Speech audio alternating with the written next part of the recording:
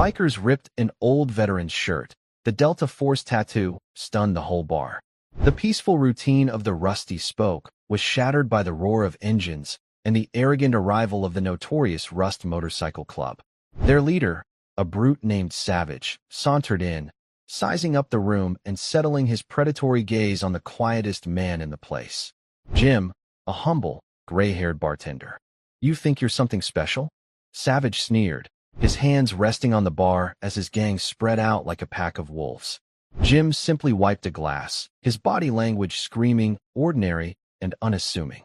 But in just a few moments, after a moment of public humiliation, Savage would see a tattoo that would not only silence the entire bar, but force him to his knees, begging for forgiveness.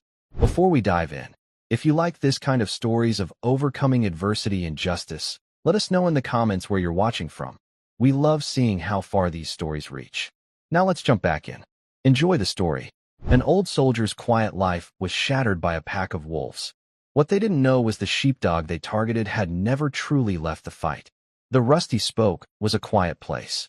Nestled just off Route 19, it was a low-slung, cedar-paneled bar with a wraparound porch and a sign that had lost half its lettering to a decade of sun and wind.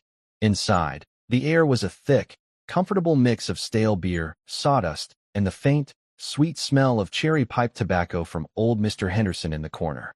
For most of the week, the loudest sound was the clatter of pool balls or the soft chime of the cash register.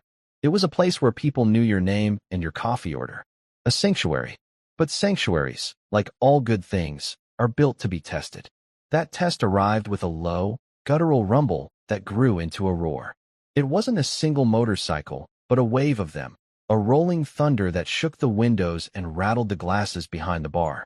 6 bikes in total, all custom choppers with blacked-out engines and chrome that reflected the evening sun like a warning. They kicked up a cloud of ochre dust as they pulled into the lot, surrounding a tired-looking Toyota Tundra and a couple of beat-up sedans. The men dismounted, their movements synchronized and deliberate. Local legend called them the Rust, a nomadic motorcycle club that moved from town to town, leaving a trail of broken windows, empty cash registers, and nervous smiles. They were a pack of circling sharks, preying on small-town innocence and the good nature of folks who just wanted to be left alone. Mr. Henderson, a man of 64 with kind eyes and a lifetime of hard work on his hands, lowered his pipe and said, "Bad news is coming," his voice a low, gravelly whisper. The bar's usual chatter died down, replaced by a nervous, expectant silence. Every eye in the place was on the front door, a heavy oak slab with a simple brass handle. A tall man in a leather vest with a patch that read Sergeant at Arms pushed it open just enough to peer inside, his eyes a cold, assessing blue. His shoulders were wide, his arms thick with muscle, and a long scar snaked from his ear down his neck. The rest of the gang, burly men in denim jackets and faded jeans, stood behind him, waiting for the signal. The air grew thick with a tension you could almost taste, like the static before a lightning strike. The silence stretched, and then the man in the vest nodded to his crew. The door creaked open further, and the first of the riders stepped into the warm light of the bar. All eyes were drawn to the leader, the biggest of them all. His shadow stretched long across the floor, and the hum of conversation was completely gone. Now there was only the sound of heavy boots on the worn floorboards. The peaceful sanctuary was about to have its quiet tested. The moment the door opened, a bell above it gave a small, defeated jingle, but inside, no one flinched except for Jake, the young bartender. At 22, Jake was all lanky limbs and nervous energy, his hair a mop of brown curls, his uniform a starched white shirt that he kept nervously adjusting. His eyes were wide with a mix of fear and defiance as he gripped a damp rag, his knuckles white. "They're here, Jim," he muttered, his voice barely audible over the thrum of the bikers' idling engines. Jim was the protagonist.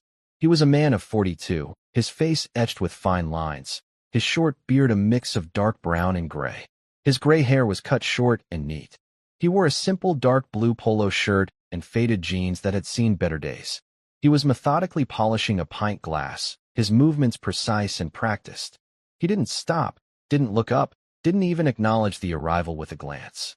His hands were steady, and his focus was absolute, as if the world outside the rim of the glass ceased to exist. He worked with an economy of motion, a quiet, almost meditative grace. He wasn't big or broad, not like the men entering the bar. He was wiry, with a posture that was ramrod straight but seemed to slouch in a way that made him appear smaller. "Let me handle this, Jim," Jake said, his voice a little stronger now, trying to take on a protector's role. Jim just gave a slight shake of his head, a gesture so subtle it could have been a twitch. The silence was heavy, punctuated only by the occasional clinking of ice in a glass as patrons pretended to be engrossed in their drinks.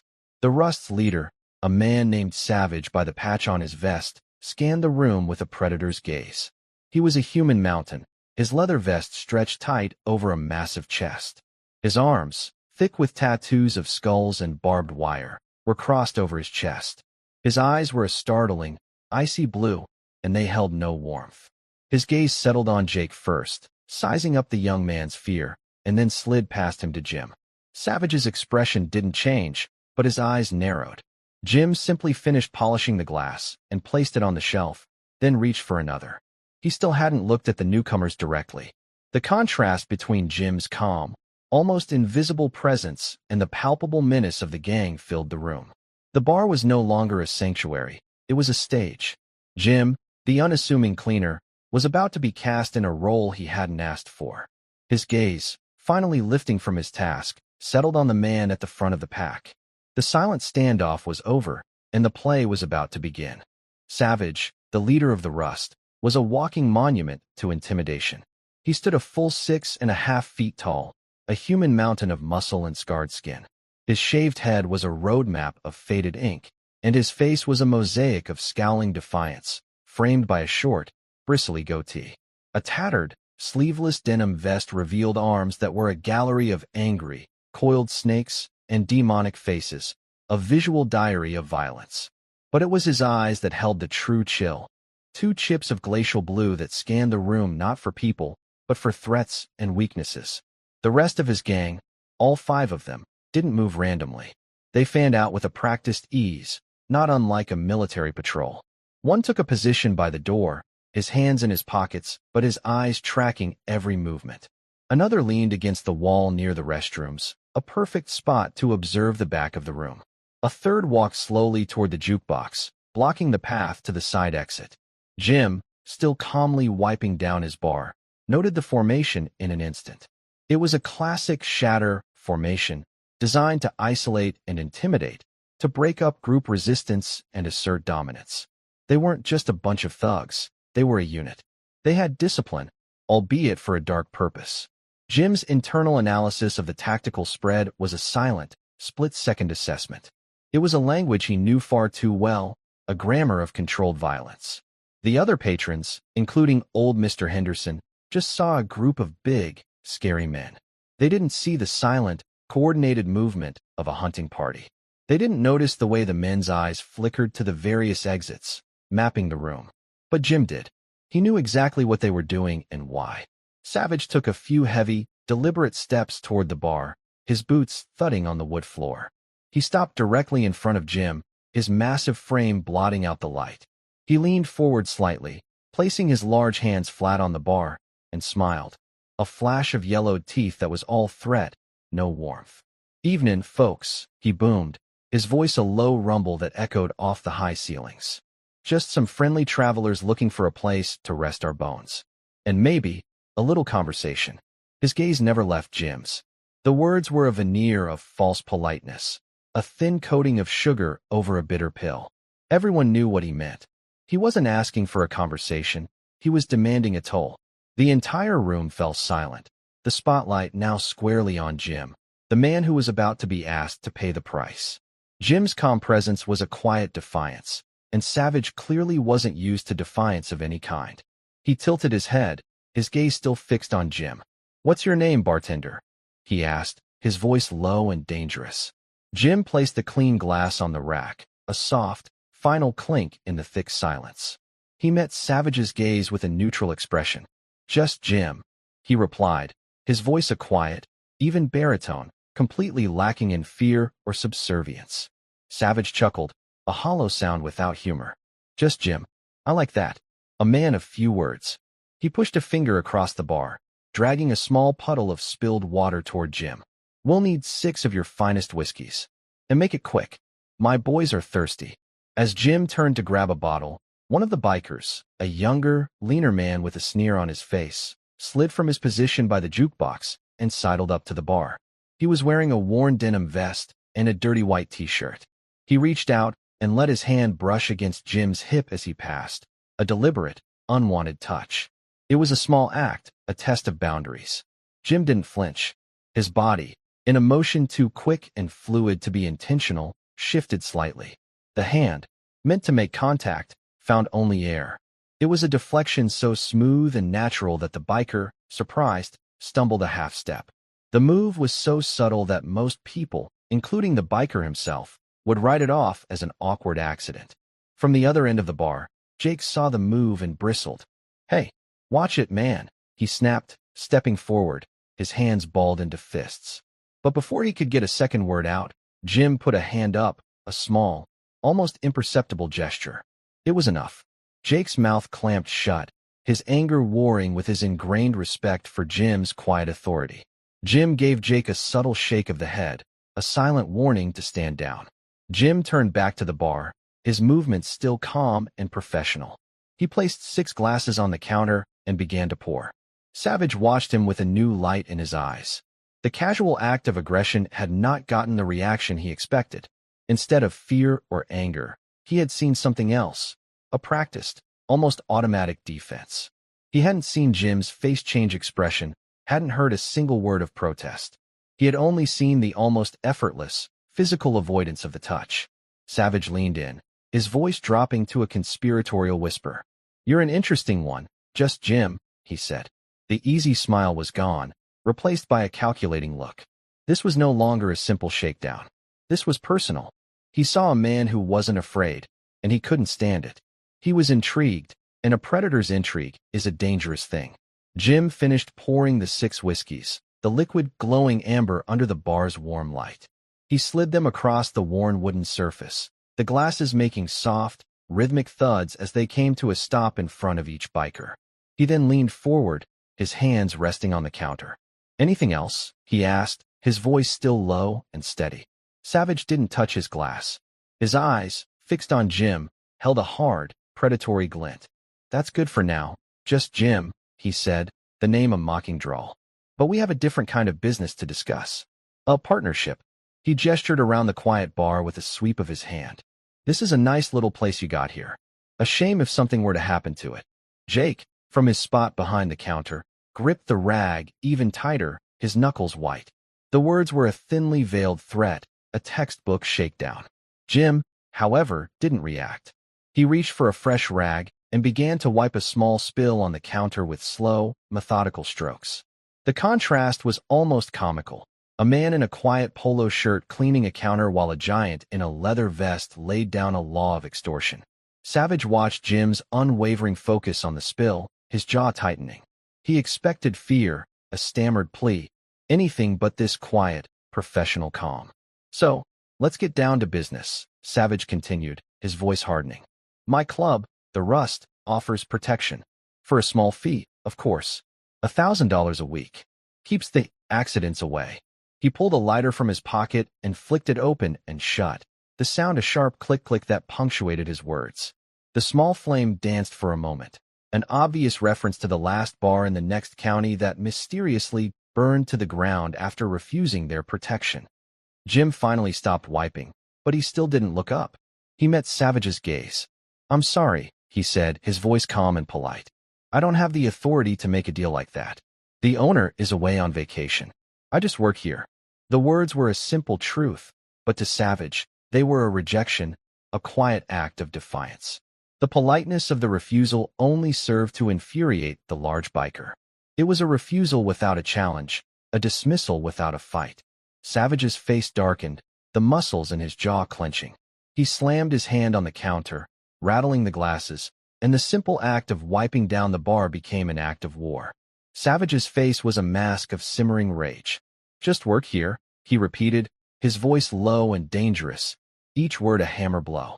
He shoved his face close to Jim's, invading his personal space, the reactionary gap that any trained individual instinctively protects. But Jim held his ground, his expression a calm, unreadable mask. The simple act of Jim's continued composure was an insult to Savage's authority. He was not being feared, and that was unacceptable. Savage gestured to his crew with a subtle flick of his chin. The men began to move with a practiced, predatory grace. The one by the door took a step to his right, blocking the main exit with his broad frame. The man by the jukebox shifted, his gaze locking onto Jake, making the young man freeze. The three others moved in, forming a crescent around the back of the bar, cutting off any path to the storage room or back door. It was an encirclement, a classic tactical maneuver. The target was isolated, all escape routes were sealed, and the pressure was on. Jim's mind, in a flash of military discipline, silently cataloged the positions. Encirclement, he thought, the word a cold, clinical label for the situation. He noted the man by the door was leaning slightly on his left leg, a hint of an old injury. The man by the jukebox was distracted, his eyes on the frightened patrons. He was not a dedicated sentry. The three men in the back were too close together, their movements clumsy and uncoordinated. They were thugs, not soldiers. Jim's assessment was a silent, internal monologue, a survival mechanism honed over decades. It was a language the rest of the bar could not understand.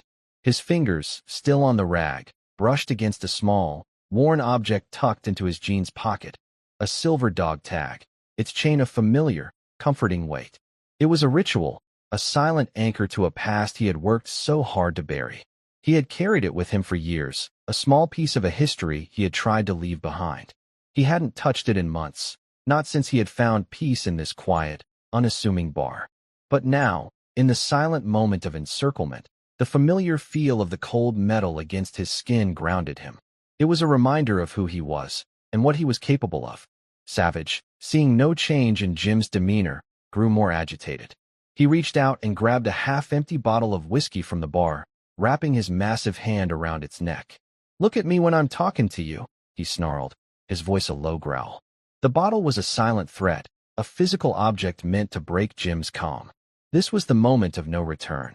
Savage had crossed the final line, moving from psychological pressure to imminent physical violence. The game was over. The violence was no longer a threat, it was a promise. As Savage tightened his grip on the whiskey bottle, a voice cut through the thick tension. "Let him go, you big idiot." It was Mr. Henderson, the old man who had been smoking his pipe in the corner. He stood slowly, his thin frame belying his steely resolve. He was wearing a worn flannel shirt and old denim overalls, a picture of a decent, ordinary man pushed to his breaking point. He took a couple of shuffling steps forward, his hand clenching an empty glass, a laughable weapon against the armed thugs. Savage turned his glacial blue eyes toward the old man, a look of pure, amused contempt on his face. He let out a low, guttural laugh. "Well, look at that. The grandpa wants to play hero. Go back to your corner, old man, before you get hurt." The men in his crew echoed his laughter, a harsh, ugly sound that filled the bar. Mr. Henderson ignored the taunts. "This isn't your town, and he's not your punching bag," he said, his voice trembling slightly, but his gaze holding steady. "We're just simple folks here. We don't want any trouble." The words were a quiet plea, a desperate attempt to appeal to a common decency that Savage clearly lacked. The tension was a tangible thing, a coil wound tighter and tighter. From the other side of the room, two more patrons stood up. One was a young mechanic in a greasy jumpsuit, the other a burly farmer with a red bandana tied around his neck. They were outmatched and outgunned, but they were ready to stand with their community. The entire bar was on a knife's edge, a small, quiet town ready to fight a battle it couldn't win. They were a flock of sheep, bravely preparing to face down a pack of wolves. Jim, who had been completely still during this exchange, finally moved. He took a subtle step forward, placing himself between Mr. Henderson and Savage. "It's okay, Mr. Henderson," he said softly, his voice a calm bomb in the storm. They were just leaving. The words were a polite dismissal, an attempt to defuse the situation, but they were also a silent signal to Savage. The target was no longer the patrons. The danger, and the focus, was squarely back on him. Jim was giving his friends an out, placing the burden of the confrontation entirely on his own shoulders. He was alone again, facing down the pack. Savage's laugh was a sharp, brittle sound, completely devoid of humor.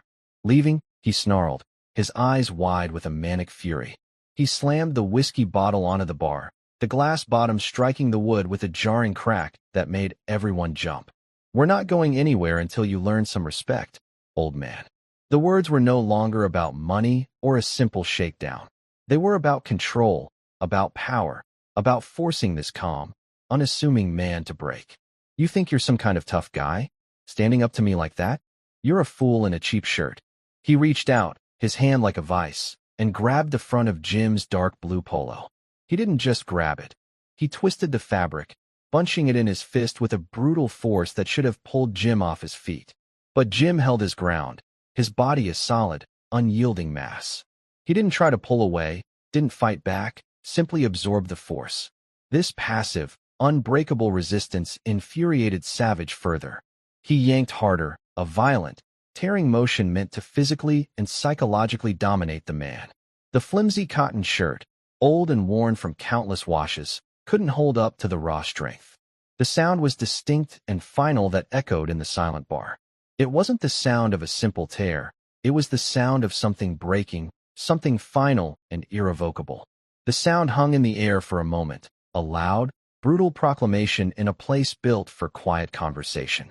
The flimsy fabric tore from the collar down to the chest, exposing the left side of Jim's torso. The tear was jagged and raw, a wound in the fabric of the man's quiet life. Jim stumbled back a step, but his face remained a mask of stone. He didn't try to cover himself. He didn't react with fear or rage. He simply stood there, his ripped shirt hanging uselessly from his shoulders, a tattered banner of his now exposed identity. The entire room went utterly still. Savage, who had been poised to deliver a verbal punchline, froze, his smug grin dissolving. The rest of the gang, who had been sneering in amusement, went silent. Every eye in the place, Mr. Henderson, Jake, the young mechanic, the farmer, all of them collectively held their breath. They were all looking at the same thing on Jim's chest, a single, stark image that was now, for the first time in years, visible to the world. The silence was absolute, a stunned, collective gasp without sound, a moment of dawning comprehension as they all saw what was exposed. The silence was so profound you could hear the soft whir of the air conditioning unit. Every eye in the Rusty Spoke was fixated on the exposed skin of Jim's chest, on the stark black tattoo that told a story louder than any words. It was a simple, yet powerful image, a winged dagger, an ancient symbol of silent, precise death. Below it, in crisp, block lettering that showed no sign of age or fading, were the words, "De oppresso liber." Below the words was a smaller, more discreet symbol, a small, delta-shaped arrow with a lightning bolt bisecting it. The tattoo wasn't a casual piece of art. It was an earned mark, a brand of belonging to one of the most elite, secretive, and lethal military units in the history of the world, Delta Force. The Greek phrase, "De oppresso liber," meaning to liberate the oppressed, was their motto. It wasn't just a tattoo. It was a certificate of lethal expertise and a history of impossible missions. The image itself spoke a language of its own, a visual shorthand for a life of intense training, absolute discipline, and a willingness to operate in the darkest corners of the world. But the tattoo wasn't the only thing on Jim's body that told a story. Just below the ink, a thin, white scar snaked across his ribcage, the perfect width of a knife wound. On his shoulder, a faint indentation marked the path of a bullet that had somehow passed through. On his forearm, a series of tiny pockmarks suggested a run-in with shrapnel. His body wasn't a canvas of art. It was a roadmap of a brutal, unseen war. These were not scars from bar fights. They were the quiet trophies of a life spent in the shadows, fighting battles no one would ever know about. They were a testament to a man who had not only faced death, but had walked through it and come out on the other side. The gasps from the patrons were replaced by a stunned, respectful stillness. They hadn't seen a bartender. They had seen a man in a costume. Now, the costume was torn, and the true identity was revealed. Mr. Henderson, his trembling hands falling to his sides, was the first to give voice to the unspoken truth. Delta, He whispered, his voice full of a sudden, awe-filled reverence. Delta Force. The words hung in the air, a final confirmation. The air in the bar shifted from fear to something else entirely, reverence. The silent, humble man who had been a target of humiliation was, in fact, a legend. Savage, for the first time, looked truly afraid. The whispered name hung in the air, a word of power that shattered Savage's bravado. His smug grin dissolved completely, replaced by a look of sheer, gut-wrenching terror. He instinctively took a step back, his eyes darting from the tattoo back to Jim's face, searching for some sign of the calm, polite bartender he had just tried to break. He found nothing. The man who had been a quiet servant was gone. In his place stood a sentinel.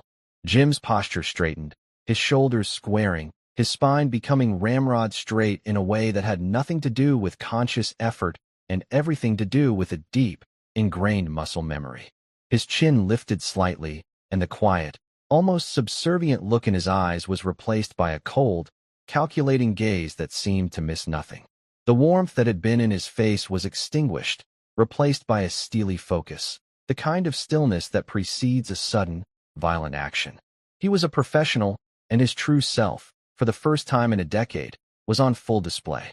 He took a slow, deliberate step forward. The sound of his shoe on the floor was the only thing that broke the silence. He didn't speak with his old voice, the soft, low one of a man who served coffee.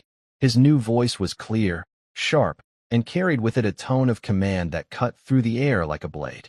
"Michael," he said, the name a casual pronouncement that stunned Savage to the core. "Your name is Michael. You were discharged from the Marine Corps, 2nd Marine Division, dishonorable discharge, for aggravated assault. You've got a pending warrant in 2 states and a tattoo on your back of a cobra eating a bird, a common symbol among outlaw gangs. I've known who you were since you walked in the door." Savage's face went pale. The information was too specific, too personal. It wasn't a guess. Jim had seen him and already cataloged him, assessed him, and filed him away as a low-level threat. It was a silent threat, a demonstration of a level of awareness and intelligence that Savage couldn't even comprehend. Jim took another step, his presence filling the space. He wasn't a big man, but his stillness and focus made him the single most dangerous person in the room. He pointed a finger at the ripped fabric of his shirt. "I believe," he said, his voice as cold as ice, "you owe me an apology. Not for what you did, but for the disrespect of my property." The demand was so simple, yet so disarming. It wasn't about a fight. It was about the restoration of order, a final, unassailable demonstration of control. The hunter was now the hunted, and the whole bar was watching. Savage stumbled backward, his mouth opening and closing soundlessly. The revelation of his real name and his sordid past was a psychological hammer blow. But before he could stammer a reply, a new voice cut through the stunned silence. A patron from a corner booth, an elderly gentleman with a distinguished, white-haired haircut and a tailored sport coat, stood up, his face a mask of profound recognition.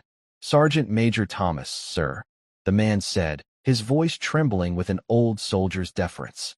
The use of rank, the formal address, was like a lightning bolt in the stillness of the bar. Jim's head turned slightly, a flicker of something close to surprise crossing his face, a momentary crack in his hardened veneer. The elderly gentleman looked around the room, addressing everyone. "I know this man," he announced, his voice carrying the quiet authority of a man who had earned his place. "I was a captain with the 10th Mountain Division. During the Battle of Tora Bora, in Afghanistan, we were pinned down, out of ammo, with a company of men and no way out. We called in a ghost. We called in a ghost and prayed to God they were still alive." He paused, his gaze fixed on Jim. "We called in a ghost, and he came." The words were simple, but they carried the weight of a legend. He pointed to a faint, perfectly circular scar on Jim's upper arm, a small, pale circle that could have been a birthmark to an untrained eye.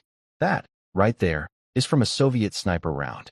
He took a bullet for a translator who had intel that saved our entire platoon. The sniper never got a second shot off." From the bar, the young mechanic, his face suddenly full of understanding, spoke up. "My grandfather was in the CIA. He told me about a guy, an operator who was dropped behind enemy lines in Syria. They called him the Gray Ghost. He had a beard, was maybe 40, said he carried a piece of a compass. Said he disappeared for months at a time. Said he could walk into a place and know where everyone was and how to get out. The weight of these stories, one after the other, settled over the room like a heavy blanket. The protagonist, the quiet bartender, was not just a veteran. He was a whisper, a legend, a man of myth. Jim, for his part, simply stood there, silent and still, the torn polo shirt a strange testament to his past. He finally spoke, his voice quiet, almost sad. "Those were good men," he said, not denying their stories but deflecting the praise to their fallen comrades. Just doing their job. The simple words, a humble tribute to a shared history of sacrifice, were more powerful than any boast. The silence of the bar was now one of profound respect. The narrative of the humble bartender was now one of a quiet hero, and everyone in the room knew it. The legend confirmed. The silence in the bar became heavy with unspoken awe. Savage, his face a mask of utter defeat and shame, finally found his voice. "We're leaving," he stammered, the words hollow and weak. He turned to his men, a group of frightened bullies who had just seen their alpha male brought to his knees by a man in a ripped shirt. "Let's go." Now, they began to back away toward the door, their swagger completely gone. Their tactical formation had disintegrated into a panicked, uncoordinated retreat. The man by the door, the one with the bad leg, limped awkwardly backward, bumping into the jukebox guy. Their escape was uncoordinated and frantic, a stark contrast to their practiced, disciplined entry. They were a pack of hunters that had suddenly become the hunted. But as they reached the entrance, their path was blocked. Mr. Henderson, the old man who had bravely stood up to Savage, had repositioned himself. He was no longer just a feeble old man. He was a gatekeeper, his posture as straight as an iron rod.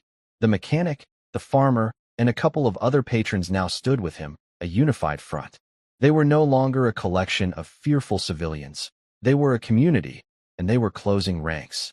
"Leaving so soon," Mr. Henderson said, his voice quiet but firm, a stark contrast to his earlier trembling. "You haven't apologized yet, and you've got a lot of things to apologize for." The words were simple, but they carried the weight of a unified front. The bikers were now trapped between the quiet legend in front of them and the solid wall of their victims behind them. The escape was denied. The room, which had been theirs to control, was no longer. Savage, a man used to being a predator, was now the prey. The look on his face, a raw mixture of fear and humiliation, was a perfect picture of a man who had made a fatal mistake. He was trapped in the very bar he had intended to conquer, and there was no way out. The humiliation was complete, and the stage was set for the final reckoning. The space between Jim and Savage was now a chasm of power. Jim took a single, slow, deliberate step forward, and Savage flinched, instinctively recoiling as if struck. The bar was silent, every eye fixed on the confrontation, a silent judgment passed on the man who had torn the shirt of a hero. Jim's gaze was cold, empty of malice, but full of a terrifying authority. He didn't raise his voice. He didn't make a sound. His presence alone was the new law of the land. "You came in here," Jim began, his voice a low, hard rumble, "and you brought your violence. You threatened good people. You tried to take what wasn't yours, and you thought you could do it because you're big and you wear leather." He took another step, the space between them shrinking. "I've seen true violence. I've seen men who do unspeakable things for a cause they believe in. You're not them. You're just a bully." His words, simple and direct, stripped Savage of all his power and posturing. Savage wasn't a warrior. He was a small-time thug, and Jim's words exposed his pathetic reality for all to see. He had pretended to be a wolf, but in the presence of a true sentinel, he was revealed to be a mere yapping dog. Jim stopped a foot away from Savage, his gaze holding the biker's terrified eyes. "I've been on patrol in places where every shadow holds a gun. I've been in rooms where the only law was the one I brought. And in this room, you have broken the law. And now, you will follow my command." He didn't yell. He didn't threaten. He simply issued a command. His voice dropped to a whisper, but it was a whisper that carried the force of an unbendable will. "Kneel." The word was so simple, so unexpected, that Savage obeyed without thinking. The ingrained habit of obedience to a higher authority, even one he didn't understand, took over. His knees buckled, and he fell to the dusty floor, his head bowed in a posture of utter submission. He was no longer a feared leader. He was an animal, beaten and broken. He was on his knees, and the entire room was watching his total surrender. The humiliation was complete. With Savage kneeling on the floor, stripped of his power and dignity, Jim's voice remained cold and clear, without a hint of mercy or malice. "The cost of your mistake is not going to be money," he said, his gaze sweeping over the other members of the gang, who were frozen in a state of fear and disbelief. "It's going to be something you've never had to pay before." His eyes, normally so kind, were now like chips of granite. "This is a good place. The people here are good. They don't deserve the likes of you. You will remember that." He spoke slowly, dictating the new terms. "This bar is now off limits. Not just this bar. This entire county. If I see any of you within a 50-mile radius of this place, there will be a reckoning. You will be found, and you will be dealt with. And it will not be pleasant." He paused, letting the cold, hard words sink in. "I've spent years living a quiet life. You chose to disturb that peace. Now you will learn what it means to face a man who is finished with running." He then turned his gaze back to Savage. "You will stand up, and you will apologize to everyone in this room. You will apologize for every person you've ever bullied, for every ounce of fear you've ever spread. And you will mean it." Savage, trembling, forced himself to his feet. He faced the patrons of the Rusty Spoke, his eyes downcast, unable to meet their gaze. I'm sorry," he mumbled, his voice a broken whisper. "I'm sorry for everything." The words were hollow, but his shame was real, a visible weight on his shoulders. The air, which had been thick with fear and anger, was now filled with a quiet sense of justice. Jim watched him, and then, with a simple nod, gave the order to leave. "Now," he said, and the single word had the force of a storm. As Savage and his men shambled out the door, a defeated, broken crew, Savage paused and turned back, a final, lingering question in his eyes. "Why?" he asked, his voice raw. "Why were you hiding?"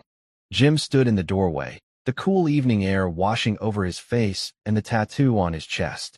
He looked at the retreating figures of the bikers, now just a few quiet silhouettes shrinking into the distance. "I wasn't hiding," he said, his voice a low, final pronouncement that carried the full weight of a life lived in anonymity. "I was trying to live. Real warriors don't need to advertise what they are. We don't have to break things to prove we're strong.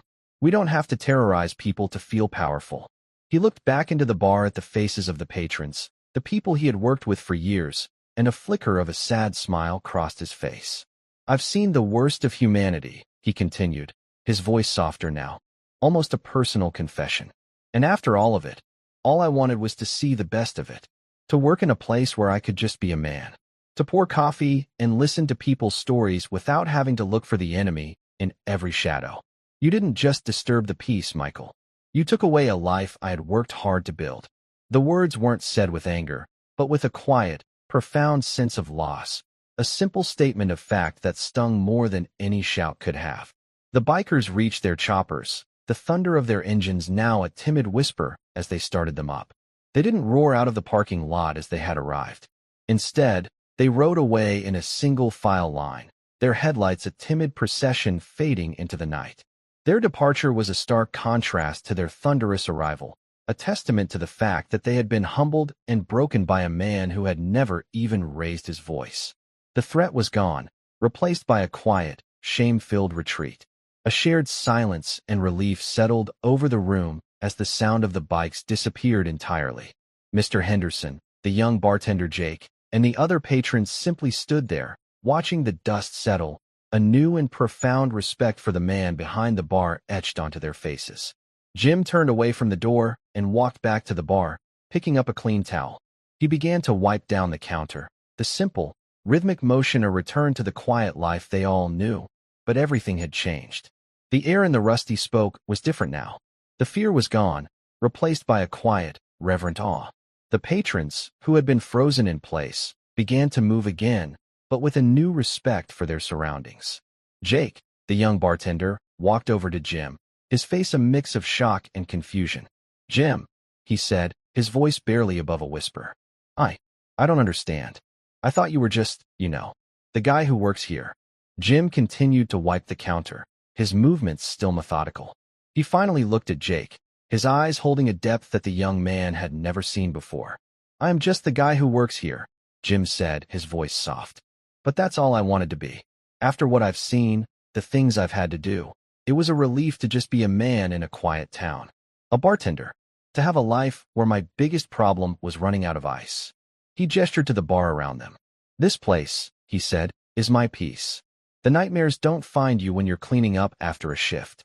The ghosts stay quiet when you're pouring a drink for a friend." He pulled a small, tarnished compass from his pocket, a symbolic item he had carried for years, a reminder of the many places he had been lost. He placed it gently on the counter. "I wanted to be a man who didn't need to carry this anymore." Mr. Henderson approached, his face full of a deep sympathy. "We're sorry we didn't know," he said.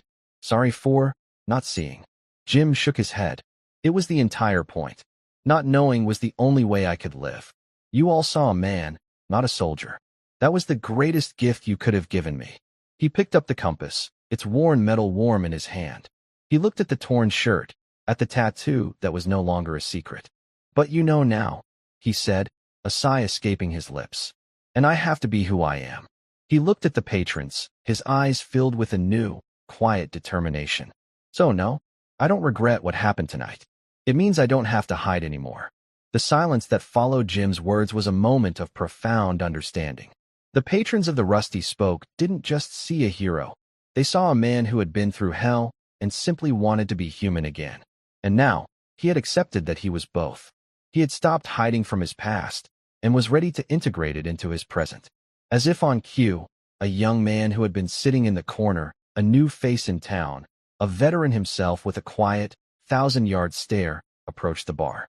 His name was Ben, and he was in his mid-20s. He had been listening to everything, and for the first time since he had been home from a deployment, his eyes held a flicker of hope. He was wearing a simple gray sweatshirt and faded cargo pants. His hands were stuffed in his pockets, and his shoulders were slightly hunched, as if trying to make himself smaller. "My name is Ben," he said, his voice soft, almost inaudible. "I was in the 82nd Airborne. I can't sleep. The dreams, they won't stop." He looked at Jim, his eyes pleading for understanding. "How do you do it? How do you just exist?" The question was a raw, honest plea from one soldier to another. Jim looked at the young man, a fellow traveler on the same difficult road. He placed a hand on his shoulder, a simple, comforting gesture. "You don't exist, Ben," he said. "You live. You take the things you learned, and you find a new purpose for them. The vigilance, the attention to detail, the willingness to defend the innocent. Those aren't just for a battlefield. They're for here, for this place." He gestured around the bar. "This is our new post, our new mission. We don't have to fight a war to be a warrior. We can be a shield. We can make this a place where people like us can come and just be, where we don't have to explain, where we can just have a beer or a cup of coffee and a conversation." Jim's face, for the first time, held a light of purpose he hadn't had before. He was no longer running from his past. He was integrating it, using it to build something new. He was becoming a leader, not in combat, but in healing. He picked up the coffee pot and poured a cup, handing it to Ben. The young veteran took it, his hands trembling slightly, but his eyes meeting Jim's with a new kind of respect. Jim was no longer just the bar's protector. He was becoming its guardian, its anchor. And with a simple cup of coffee, he had just welcomed a new soldier to the new mission. The weeks that followed were a testament to the power of a single moment of truth. The Rusty Spoke wasn't just a bar anymore. It was a sanctuary. Its reputation, whispered from person to person, spread through the community and beyond. The clientele began to change. More and more veterans, young and old, found their way to the bar. They came not for the beer, but for the quiet, understanding presence of the man behind the counter. For the first time, they felt like they could finally relax and simply be. Physical changes began to appear. Mr. Henderson, the old man who had started the pushback, brought in an old, faded photograph of his unit from the Korean War and hung it on a wall near the dartboard. Ben, the young paratrooper, donated a small, tarnished paratrooper's badge, placing it in a shadow box behind the bar. Other veterans followed suit, and soon the walls were a silent gallery of military memorabilia, medals, old photos, and worn patches. The owner, a man named Frank who had been away, returned and was stunned by the transformation. He didn't question it. Instead, he brought in a flag with an embroidered eagle, a symbol of honor, and placed it proudly behind the counter. New traditions were born. A veterans' night on Tuesdays brought a new kind of camaraderie to the bar. The chatter wasn't loud or boisterous. It was a quiet, shared understanding. Laughter was a little more genuine, and the silence held a different kind of respect. The men in the bar found a common language, a silent understanding that only came from shared sacrifice. They were no longer just patrons and a bartender. They were a community built on trust and a deep sense of belonging. One evening, Jim stood alone, the last to leave. He pulled a small box from beneath the counter. Inside was a silver star, a medal for valor he had earned long ago but had never shown to anyone. He had kept it in a closet for years, a reminder of a past he had tried to outrun. But now, it felt different. It was no longer a burden of his past, but a symbol of his identity. He took a nail and a hammer from a drawer and, with a few quiet taps, hung the medal on the wall next to the flag, a final, public acceptance of who he was. The Sentinel had found his place, and he was no longer a ghost in a new town. The change wasn't just in the bar's decor or clientele. It was in the people themselves. A few months after the incident, on a quiet Tuesday afternoon, Jake, the young bartender, approached Jim with a serious look on his face. He was wearing his usual starched white shirt, but his posture was straighter now, his gaze more direct. The nervous energy he once carried had been replaced by a quiet resolve. "Jim," he said, his voice hesitant but firm. "Can I ask you something?" Jim nodded, his eyes kind. "I've been thinking about what you said, about finding a new purpose. My whole life, I just wanted to pour beers and have a quiet life, like you. But, after that night, I feel like I should be doing more." He took a deep breath. "I went to the recruiter's office this morning. I'm thinking of enlisting." The words hung in the air, a profound admission. Jim's face remained calm, but a shadow of concern passed over his eyes. He put a hand on Jake's shoulder, a gesture of quiet support. "Jake," he said, his voice low and serious. "The military isn't a movie. It's a hard life. You'll see things. You'll carry them with you for a long, long time." He paused, his gaze meeting Jake's. "Do you want to do it because you think it's a way to be a hero, or because you believe in something more than yourself?" The question was a test, a way to gauge the sincerity of the young man's conviction. Jake didn't hesitate. "I believe in protecting the good places, Jim. The quiet ones. Like this place. I want to be someone who stands between the bullies and the good people. Like you." The answer was simple, but it was honest. It was born of a newfound understanding of what it meant to serve, to stand up for something bigger than yourself. Jim nodded slowly. "Then you'll be a good soldier. But remember this. You don't find peace by running from the bad things you see. You find it by creating the good things you want to see. Don't be a hero for anyone else. Be a good man for yourself." He was not only mentoring a young man, but he was also articulating the very creed that had shaped his own life and brought him to this moment of clarity. Jake looked at him, his face filled with newfound purpose. "Was it worth it, Jim?" he asked, the question hanging in the air. "All the sacrifice, the pain, was it worth it?" Jim's answer was quiet, simple, but it carried the weight of a life lived for others, a life that was now finally at peace. It was late, a few months later. The lights of the rusty spoke were low, and a soft rain pattered against the windows. Jim was the last one there, cleaning up.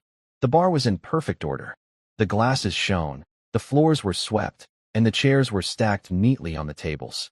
The walls, now a silent testament to a hidden history of service, were a testament to the new soul of the place. He was still the bartender, but now he was something more.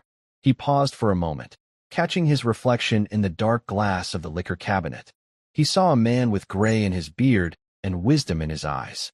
He no longer saw the frightened young recruit he once was, or the broken veteran who had sought to bury himself in a quiet life. He saw a man who had faced his demons and had chosen to stand his ground. He saw the sentinel. He saw the guardian. He reached for a worn rag and continued to wipe down the counter, the rhythmic motion a comforting ritual. His internal monologue was a quiet echo of his newfound purpose. Still serving, still protecting, still faithful. The torn shirt was a distant memory, replaced by a deep sense of peace that had been absent for a long, long time. He finished his work and walked to the front door, switching off the lights. The bar, now a beacon of light and safety in the darkness, stood as a symbol of the quiet man who had found his mission by not running from his past. He locked the door, and in the reflection of the glass, a final, poignant image appeared. A man, a hero, a sentinel, standing watch. The rusty spoke was a sanctuary, and Jim was its quiet guardian. The world was at peace, and so, for the first time in a very long time, was he. Thank you for following this story. If you enjoyed it, please subscribe and share your thoughts below. Where are you watching from? Let us know in the comments.